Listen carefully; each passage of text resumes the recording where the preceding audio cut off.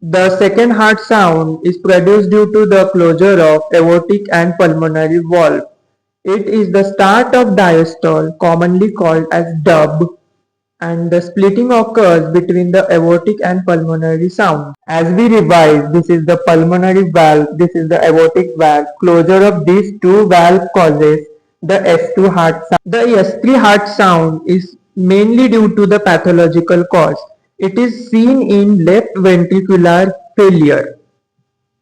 The S4 heart sound is seen in left ventricle hypertrophy or hypertrophic cardiomyopathy. That's all for today. Follow more for quick medical concepts.